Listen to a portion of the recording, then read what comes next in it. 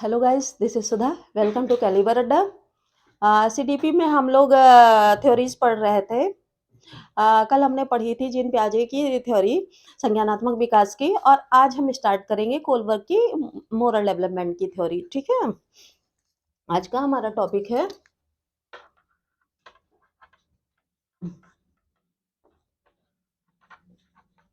Kohlberg का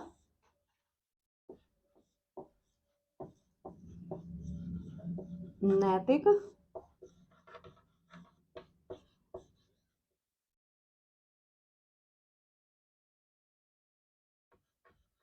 विकास का सिद्धांत। ठीक है,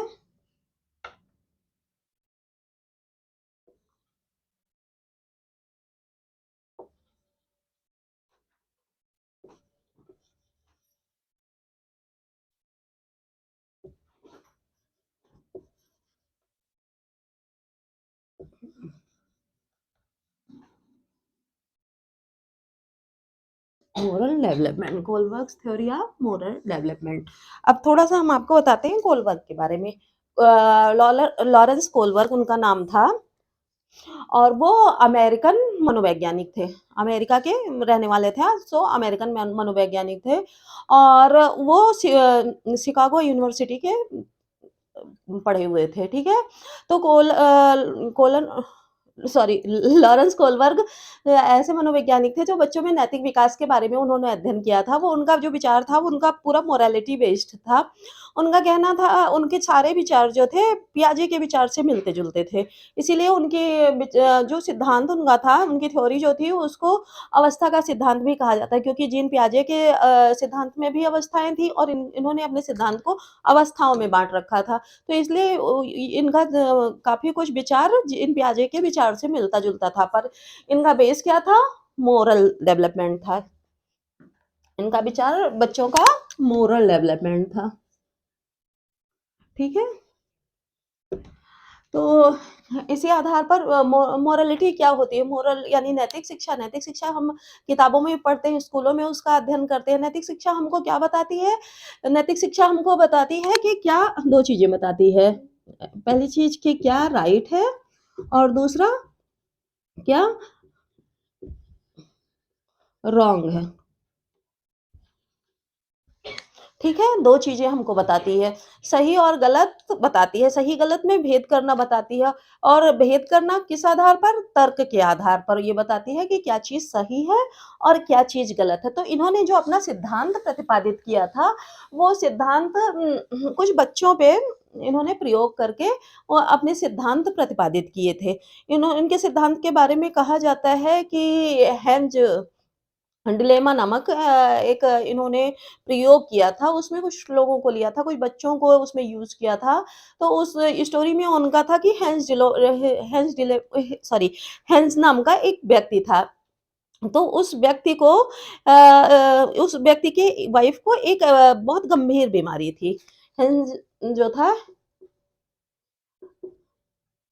हेंज एक क्या था? पर्सन था, और उसकी वाइफ़ को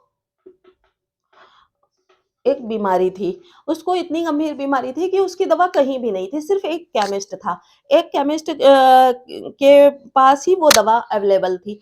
अब वो दवा जब एक ही केमिस्ट के पास थी, तो उसके भाव भी बहुत ज़्यादा थे। तो उस केमिस्ट ने ये कहा, जब वो केमिस्ट के पास दवा लाने गया, उसको अपनी वाइफ़ को ज़िंदा रखने के लिए सिर्फ़ वही दवा देनी थी, और वो दवा उसी केमिस्ट के पास थी। तो उसने जब वो केमिस्ट के पास गया, तो केमिस्ट ने उस दवा की बहुत ज़्यादा रकम माँगी। बहुत ज़्यादा पैसा माँगा। तो जब बहुत ज़्यादा पैसा माँगा, वो पैसा देने में सक्षम नहीं था। तो उसने क्या किया, उसको उसके हिसाब से नैतिकता उस समय उसके तर्क से, उसकी भावना से नैतिकता कुछ नहीं रह जा रही थी। उसने उस केमिस्ट के दुकान में चोरी करके और वो दवा चुरा ली। दवा चुरा ली और वो दवा अपनी वाइफ़ को खिलाकर अपनी वाइफ़ की जान बचा ली। तो जो ये परिस्थिति बच्चों को दी गई, इस परिस्थिति के अनुसार उन जो बच्चों को प्रयोग में लिया गया, उन बच्चों को ये सोचने के लिए कहा गया कि जो उसने हेन्स ने जो काम किया है, चोरी करने का काम, जैसा हम सब जानते हैं चोरी करने का काम अनैतिक होता है, ठीक है? इल्लीगल होता है। तो हिंद ने जो चोरी की वो सही किया या गलत किया? तो इस पे डिफरेंट डिफरेंट बच्चों ने अपने तर्क के आधार पर कुछ ने कहा सही किया क्योंकि वाइफ की जान बचाना ज़्यादा ज़रूरी था, किसी का की जान बचाना ज़्यादा ज़रूरी होता है कि इस और किसी बच्चे का कहना था उसके सोच के आधार पर कि नहीं नैतिकता बनाए रखना ज़रूरी होता है, वो आत्मसम्मान की दृष्टि से वो ज़्यादा सही है। तो डिफरेंट डिफरेंट बच्चों ने अपने डिफरेंट डिफरेंट तर्क दिए। बच्चों को ये तर्क देते समय उनके मन में बहुत तरह के कॉन्फ्लिक्ट्स हुए। ठीक है? बहुत तरह के द्वंद्व हुए। तो उस द्वंद्व से पार पाते हुए उन्होंने अपने-अपने डिसीज़न दिए। और जब ये द्वंद्व की स्थिति होती है तो कुछ बच्चे सोच पाते हैं, कुछ बच्चे गलत निर्णय ले पाते हैं। तो उसमें नैतिकता कहाँ तक होती है इसके बारे में कोलबर्ग ने अध्ययन किया। इसके अलावा एक और प्रयोग उन्होंने किया था, वो भी आपने सुना होगा। ये उस टाइम का है जब उम, किसी शहर में हवा में बम छोड़ने की बात की गई कि एयर बम गिराने की बात की गई। तो उसमें एक श्री जोन्स थे। श्री जोन्स जब ये बात हुई कि अब पूरे शहर में एयर बम गिराए जाएँगे, तो लोगों को सारे लोग वहाँ के भागने लगे। सब भागने के लिए अपने-अपने पनाहगाह ढूँढने लगे, अपने-अपने कि कहाँ हम मुझे छिपना है, कहाँ छुप मुझे छिपना है क्योंकि पूरे सभी जगह बम गिरने थे, तो सबको अपनी-अपनी जगह छुपना था। सभी डिफरेंट डिफरेंट प्लेसेस पे भागने लगे जहाँ उनको सुरक्षित महसूस हो। उसमें से एक जोन्स थे, उनको एक ऐसी जगह मिली, उन्हीं की छुपने की ऐसी जगह मिली, जहाँ पे ये था कि वो अपनी 5 फैमिली के साथ उनकी 5 फैमिली मेंबर्स थे, तो उन 5 फैमिली मेंबर्स के साथ वो वहाँ 5 दिनों तक सुरक्षित रह सकते थे। तो वो अपनी उस जगह पे चले गए सुरक्षित रहने के लिए। क्यों सुरक्षित रह सकते थे 5 दिन तक? तो क्योंकि वहाँ की एयर इतनी थी कि 5 डेज़ तक वो उनको सुरक्षित रख सकती थी। उसके बाद वो एयर जो प्योर एयर थी वो वहाँ की खत्म हो जाती। तो उसी समय उनके पड़ोस में रहने वाले एक सज्जन आए, उन्होंने कहा कि मुझे भी अपने पनाहगाह में पनाह दे दीजिए। तो श्री जोन्स ने कहा कि नहीं मैं आपको नहीं दे सकता। तो उस आदमी को उस समय अपना बचना ज़्यादा ज़रूरी लग रहा था, तो वो उनके दरवाज़े का शीशा फोड़ने लगा कि मैं फोड़ के अंदर आ जाऊँगा। उस कंडीशन में जो श्री जोन्स थे, उन्होंने उसको गोली मारने की धमकी दे डाली और उसे अपने घर में घुसने नहीं दिया। तो फिर बच्चों के सामने बच्चों जो बच्चे प्रयोग में लाए गए थे, उन बच्चों को ये स्टोरी जो सुनाई गई, इस स्टोरी के आधार पर ये डिसाइड करने को कहा गया कि श्री जोन्स ने जो ये डिसीजन लिया उनको गोली मारने का, क्या वो सही था? कि एक लोग को और बचा लेना सही था। अब अपनी-अपनी कंडीशन पे दोनों लोग सही थे। वो सही थे जोन्स की क्योंकि उनको अपने परिवार की सुरक्षा ज़्यादा ज़रूरी थी और वो व्यक्ति भी सही था क्योंकि उसको खुद की जान 1 दिन के लिए भी बचाना ये तो 5 दिन तक अपनी जान बचाने के लिए सोच रहे थे और उसे आज के जान की परवाह थी, तो वो भी सही था। तो कुछ बच्चों से ये निर्णय लेने को कहा गया, उनके मन में कॉन्फ्लिक्ट डाला गया, तो द्वंद उनके मन में एक तरह का डाला गया कि कौन-सी कंडीशन सही थी, ये सही जॉन सही थे या वो पर्सन सही था। तो कुछ बच्चों ने अपने-अपने तर्क और अपनी-अपनी विवेक के आधार पर ये डिसीज़न बताया कि कौन सही था। तो इस तरह से मोरालिटी की उन्होंने अपनी मोरालिटी की थ्योरी डेवलप की श्री कोलबर्ग ने, ठीक है? अब इस थ्योरी के आधार पर क्या-क्या उन्होंने अवधारणाएँ बनाई वो मैं आपको बताती हूँ। ये जो ये आपने प्रयोग किए, कोई भी सिद्धांत ऐसे ही नहीं बन जाता है, प्रयोग के आधार पर बनता है। तो उन्होंने इसी तरह के कई सारे प्रयोग किए। ये तो मैं आपको एग्ज़ाम्पल के लिए बता रही हूँ कि किस तरह मन में कॉन्फ्लिक्ट डाला जाता है और किस तरह से बच्चे को डिलेमा की कंडीशन में रखा जाता है। डिलेमा यानी कि द्वंद की या फिर कह लीजिए कि धर्म संकट जिसे कहते हैं, धर्म संकट में रखा जाता है और धर्म संकट की अवस्था में वो कैसा निर्णय ले पाता है। नैतिकतापूर्ण होता है या नहीं होता है। तो उसी के बेस पे ये थ्योरी बनाई गई है। उनका कहना था कि बच्चे की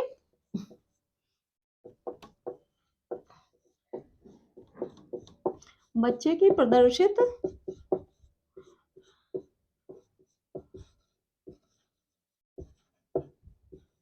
प्रतिक्रिया के आधार पर उसकी नैतिकता मानी जाती है। ठीक है?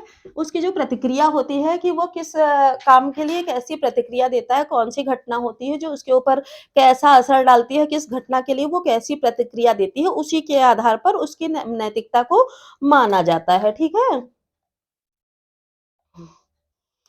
उन्होंने अपने जितने प्रयोग मैंने आपको बताए उन प्रयोगों में क्या किया? बच्चों को कहाँ डाला? बच्चों को धर्म संकट धर्म संकट यानी कि डिलेमा की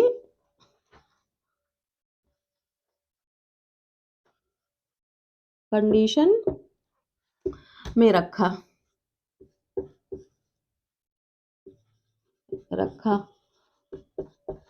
और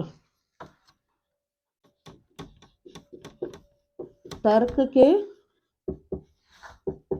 आधार पर निर्णय लेने को कहा। ठीक है? तर्क के आधार पर उनके सामने डिलेमा की कंडीशन यानी उनके मन में कॉन्फ्लिक्ट पैदा किया गया और उसके बाद उनको डिसीजन लेने को कहा गया कि क्या डिसीजन सही है। उनका काम जैसे मैंने आपको बताया था कि पियाजे से ही प्रभावित था। तो उनकी जो अवस्थाएँ होती थी, वो अवस्थाएँ उनके जो ये सिद्धांत की अवस्थाएँ थी, अवस्था सिद्धांत के आधार पे थी, जैसे जीन पियाजे की थी।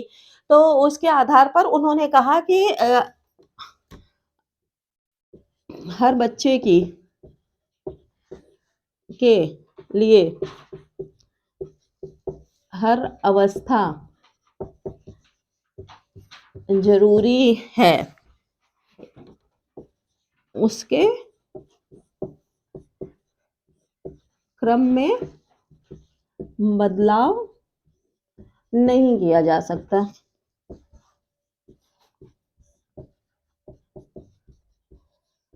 ठीक है? उनका कहना था कि जो उन्होंने अवस्था सिद्धांत दिया, उस सिद्धांत के आधार पर उनका कहना था कि जो जितनी भी अवस्थाएँ मैंने बताई, यानी कोलबर्ग जी ने कहा कि जितनी भी अवस्थाएँ बताई, हर बच्चे के लिए सारी अवस्था अपना-अपना महत्व रखती है। किसी भी अवस्था को का क्रम नहीं बदला जा सकता। जैसे अगर बच्चा 2 साल का है, तो फिर 3 साल का होगा, फिर 4 साल का होगा, तो उसके मानसिक स्वरूप में जो बदलाव होगा, वो हर बच्चे की स्टेज में आएगा। ऐसा नहीं है कि किसी बच्चे में जो पहले वर्ष की अवस्था होती है, दूसरे बच्चे की चौथे वर्ष की अवस्था में आएगी। किसी भी कंडीशन में वो किसी भी क्रम की अवस्था का क्रम बदला नहीं जा सकता। वो अपनी ही अवस्था पे, अपनी ही एज पे आएगी। ठीक है? अब हम अवस्थाओं के बारे में पढ़ते हैं। इसके अलावा उनका कहना था कि जो प्रत्येक अवस्था के गुण होते हैं,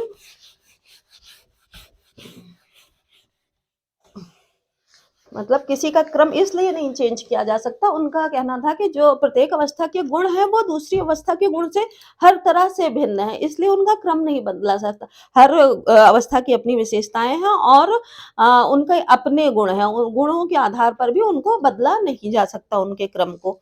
ठीक है?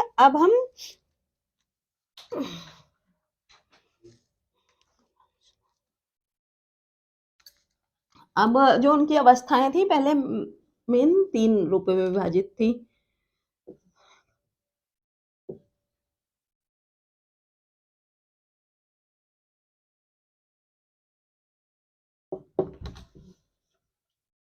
कि कन्वेंशनल स्टेज थी पहली, दूसरी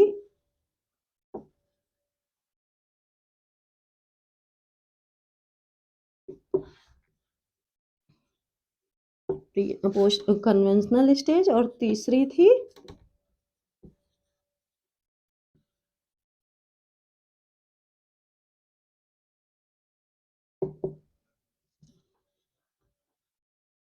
ठीक? इनको हिंदी में हम कह सकते हैं पूर्व परंपरागत अवस्था। इसको परंपरागत अवस्था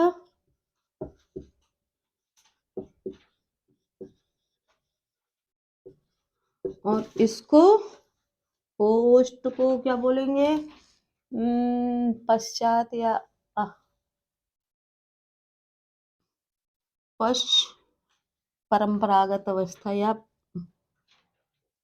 कह लीजिए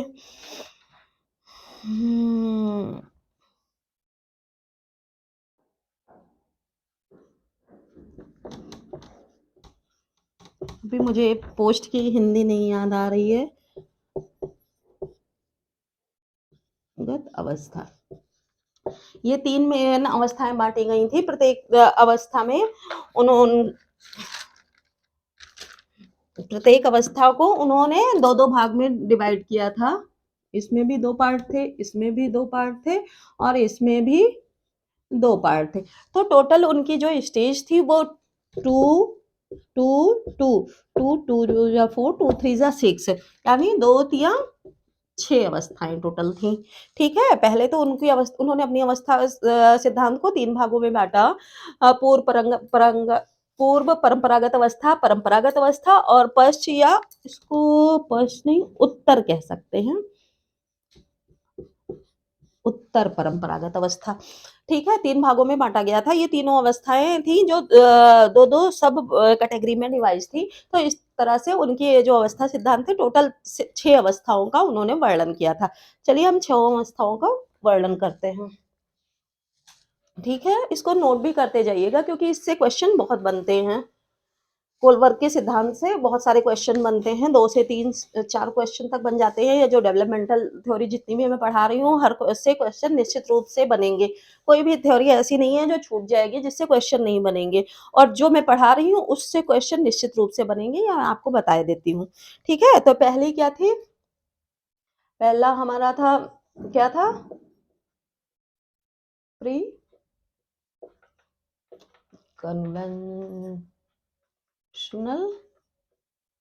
स्टेज। ठीक, इसमें पहला था आज्ञा व दंड। ठीक है, आज्ञा और दंड। आज्ञा और दंड के बारे में उनका मानना था कि बच्चा जो होता है, बच्चा बड़ों की आज्ञा से कार्य करता है। ठीक है, इसके अलावा उनका कहना था कि बच्चा जो सही और गलत कार्य करता है वो दंड के भय से करता है। जैसे जब बच्चा कोई गलत कार्य पर दंड पाता है तो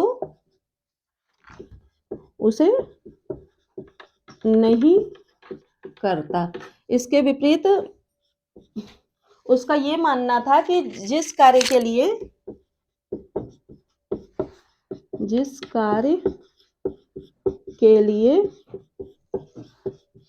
उसे दंड मिलता है वह अनैतिक है, वह जिसके लिए नहीं मिलता वह नैतिक है। ठीक है, बच्चे की नैतिकता पूर्णतः इस तरह विकसित होती है। जब बच्चा छोटा होता है, ये बिल्कुल प्राइमरी स्टेज बच्चे की होती है, तो बच्चा किसी काम की नैतिकता या अनैतिकता के बारे में उसको ज्ञान नहीं होता, उसके सारे निर्णय अविवेकपूर्ण होते हैं। तो अविवेकपूर्ण निर्णय की वजह से उसको जिस काम के लिए दंड मिल जाता है, जैसे बच्चा कोई चीज़ छू रहा है, कभी अलमारी के सामान छू रहा है और उसको उस बात के लिए डाँट पड़ जाती है या किसी तरह का दंड मिल जाता है, तो वो उस चीज़ को दोबारा नहीं करता है। ना करने के लिए उसका जो विवेक होता है, उसका विवेक ये कहता है कि मैं ये कार्य करूँगा तो मुझे दंड मिलेगा, तो मैं वो ये कार्य नहीं करूँगा। तो उसका और इसके विपरीत उसके माँ-बाप जो उसे अच्छी आदतें सिखाते, सुबह उठो, गुड मॉर्निंग बोलो, सबको विश करो या सबके पैर छुओ, अच्छी बातें सिखाते, तो यानी वो आज्ञा का पालन करता है। यानी और जब माँ-बाप की आज्ञा का पालन या किसी बड़े की आज्ञा का पालन करता है, तो उसको दंड नहीं मिलता है। तो उसके मन में ये विचार पूरी तरह से बैठ जाता है कि माँ-बाप की आज्ञा मानूँगा तो मुझे या किसी बड़े की आज्ञा जब मैं मान के कार्य करूँगा तो मुझे दंड नहीं मिलेगा। यानी वो कार्य पूरी तरह तरह से नैतिक है और जिस कार्य के लिए उसे दंड मिलेगा यानी अपने मन से जो करे ज़्यादातर बच्चे अपने मन से गलतियाँ कर बैठते हैं, तो उसको ये लगता है जो कार्य मैं अपने मन से करूँगा या जिसमें मुझे दंड मिलेगा वो कार्य अनैतिक है। इस हिसाब से बच्चे में आज्ञा और दंड यानी इसको कह सकते हैं आप कि बच्चे को रिइंफोर्समेंट जिससे मिलता है या बैड रिइंफोर्समेंट मिलता है, उसके बेसिस पे उसकी नैतिकता चेंज होती है या बनती चली जाती है। इसीलिए तो कहा जाता है ये सत्य भी है, ये इसीलिए कहा जाता है कि बच्चों को छोटे से ही हर अच्छी और गलत चीज़ों का ज्ञान कराना चाहिए। उनको डाँटना भी चाहिए, ऐसा नहीं है कि हर समय दुलार-प्यार ही करना चाहिए, गलत चीज़ करने पे बच्चों को डाँटना चाहिए, तभी उनके मन में अच्छे विचार और अच्छी धारणाएँ पनपेंगी। ठीक है? दूसरा है दूसरी धारणा है बदले की भावना।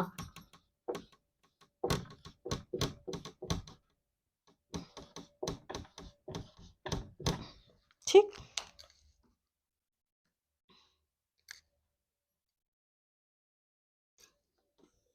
बदले की भावना। बदले की भावना से मतलब ये होता है कि जैसे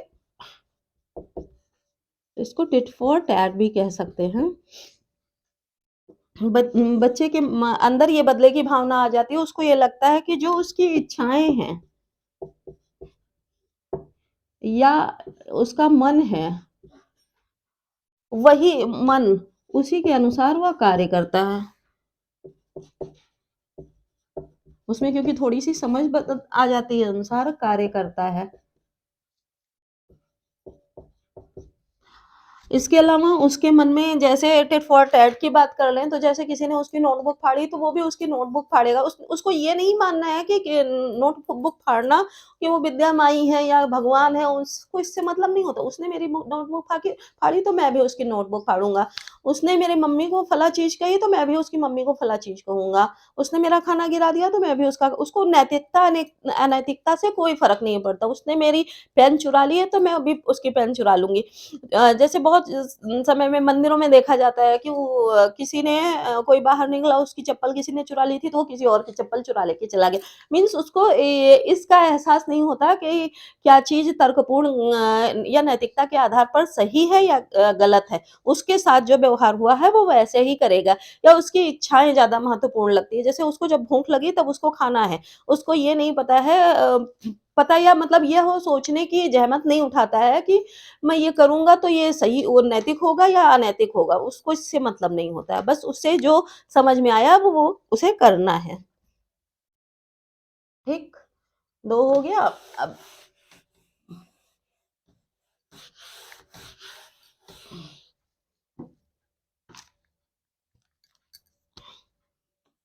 तीसरा आता है कन्वेंशनल स्टेज।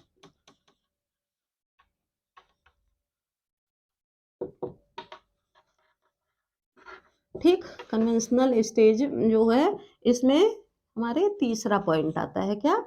प्रशंसा की अवस्था।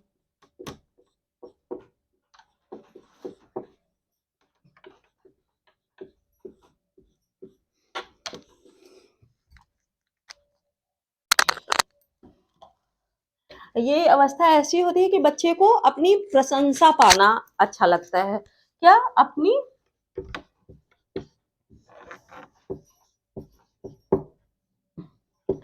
प्रशंसा पाना अच्छा लगता है। वो सारे कार्य ऐसे करना चाहता है कि उसे समाज में लोग कहें शी इज़ गुड गर्ल या he is good boy. Good nice girl, good boy इस तरह की वो प्रशंसाएँ सुनना चाहता है। उसके प्रशंसा के आधार पर वो ये नहीं तर्क कर पाता है कि मुझे कौन-सा कार्य नैतिक है, कौन-सा अनैतिक है। वो इसमें विचार नहीं कर पाता। सिर्फ़ वो प्रशंसा पाना चाहता है, समाज में अपना नाम करना चाहता है और समाज की अवधारणा उसकी सिर्फ़ इतनी ही डेवलप होती है कि लोग उसकी सिर्फ़ बड़ाई करें हर कार्य में। जिस कार्य में उसकी बुराई करते हैं, उस कार्य को वो करना छोड़ देता है। भले ही वो सैद्धांतिक रूप से सही हो, सिद्धांत को ना मानकर वो सिर्फ़ बुराई या अपनी बड़ाई सुनना ही बुराई तो सुनना पसंद ही नहीं करता। सिद्धांत के आधार पर अगर किसी ने उसकी बड़ाई कर दी, इवन वो कोई गलत काम भी कर रहा है, लोगों ने उसकी बड़ाई कर दी, कोई उसका दुश्मन ही है, गलत काम के लिए भी बड़ाई कर दी, ज़्यादा मेजॉरिटी उसकी बड़ाई की हो गई, तो वो गलत कार्य भी करने लगता है। उसके अंदर ये तर्क शक्ति या क्षमता नहीं आती है, वो डिलेमा की कंडीशन तो छोड़ दीजिए, उसको ये कंडीशन ही नहीं पता होती है, उसे बस ये लगता है कि लोगों ने इस काम के लिए बड़ाई की है, तो मैं यही कार्य करूँगा। ठीक है?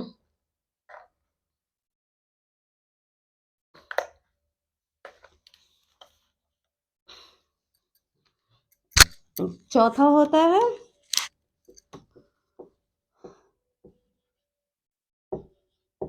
समाज के प्रति सम्मान की भावना। इसमें वो उसका उद्देश्य क्या होता है? बुराई से बचना। ठीक है? हाँ, समाज के प्रति सम्मान की भावना। अब ये स्टेज आती है कि बच्चा समाज को समझने लगता है कि समाज क्या है? समाज क्यों बनाया गया है?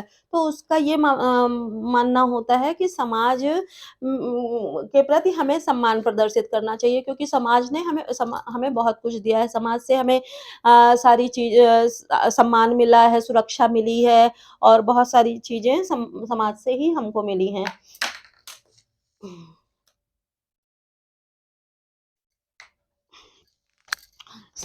उसका मतलब होता है कि समाज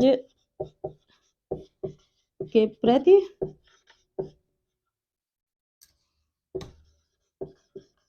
अच्छा कार्य चल नहीं रहा है, मैं ब्लैक ही यूज़ कर रही हूँ।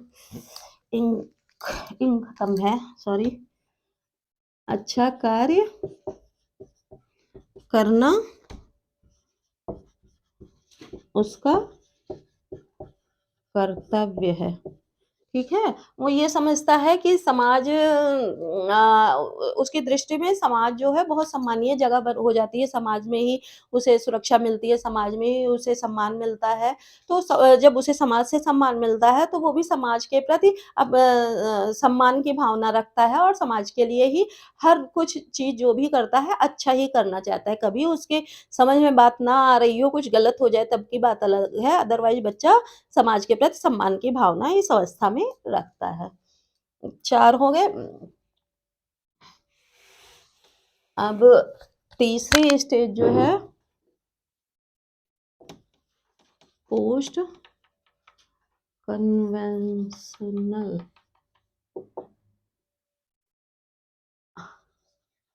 स्टेज। ठीक है? इसमें 5वां हमारा है।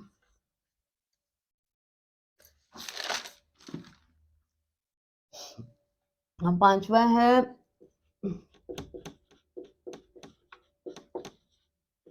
सामाजिक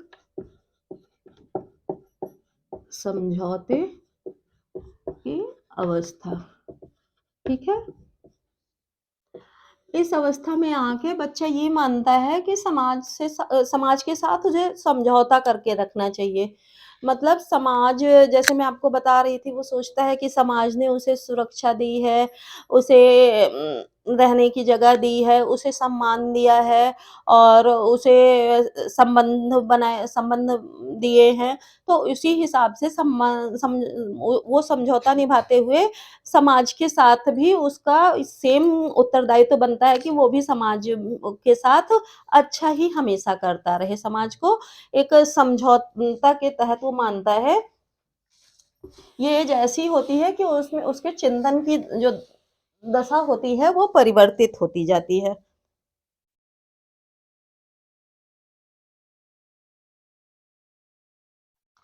ठीक है? उसका मानना होता है, उसके क्या होती है, चिंतन की दिशा चिंतन परिवर्तित होता है। ठीक है?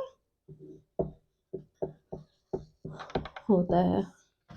उसका मानना होता है कि समाज के साथ उसका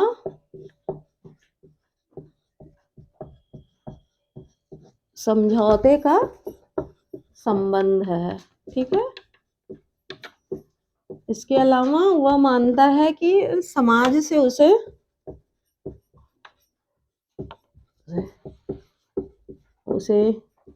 अधिकार बहुत सारे अधिकार समाज से मिले हैं, कई सारे कानून मिले हैं और सुरक्षा मिली है।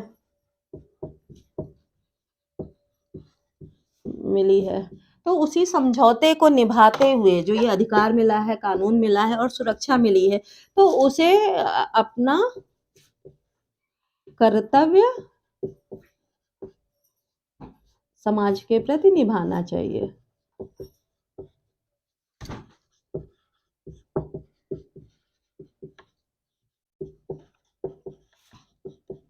चाहिए, ठीक है? नेक्स्ट हमारा आता है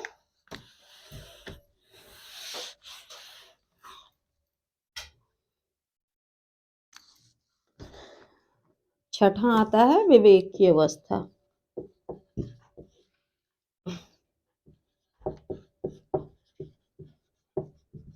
विवेक की अवस्था, इसको यूनिवर्सल एथिकल स्टेज कहते हैं, विवेक की अवस्था। ये अवस्था ऐसी होती है जो जब बच्चा एडोलसेंस में आ जाता है।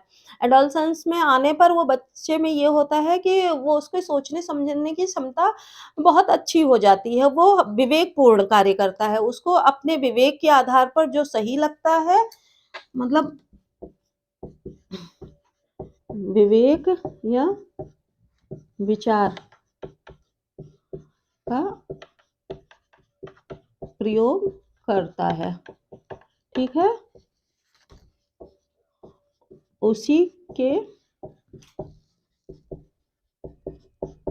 आधार पर सही गलत, संगत असंगत,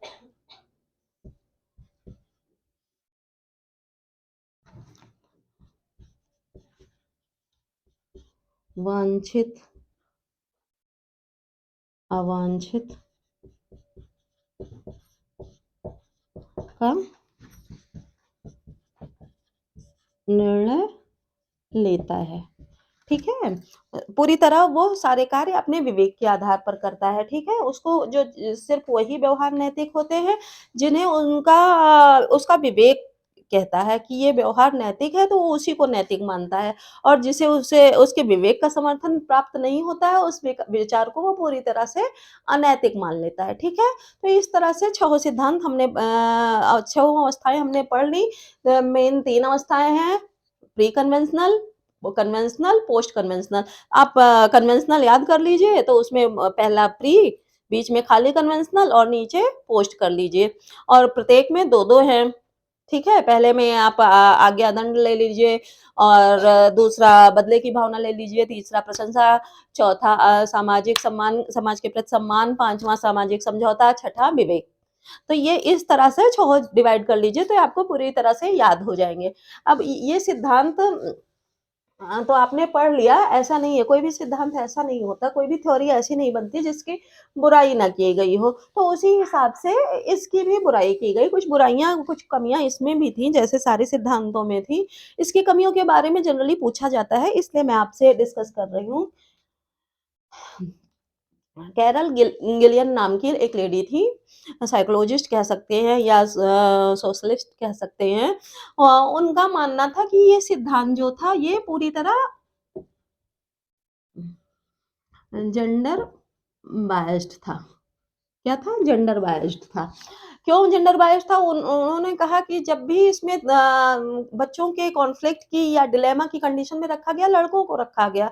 गर्ल्स की बात कभी करी ही नहीं गई, जबकि लड़कों के विचार और लड़कियों के विचार, लड़कों की मोरालिटी और लड़कियों की मोरालिटी में बहुत ज़्यादा डिफरेंस होता है। कभी ये नहीं होता और जो ये व्यवहार भी जो एग्ज़ाम्पल्स उनको दिए गए, जो उनको स्टेजेस दी गई, वो भी मेंस की ही दी गई। जैसे दवा चुराई हेन्स ने, मिस्टर जोन्स ने उसको घुसने नहीं दिया।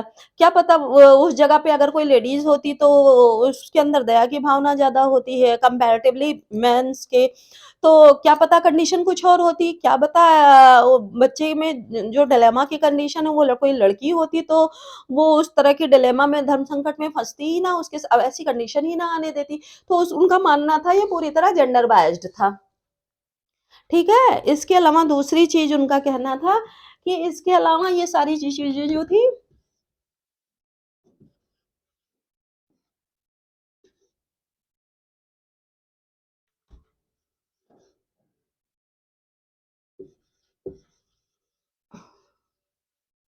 दूसरी चीज़ ये कल्चर बेस्ड थी।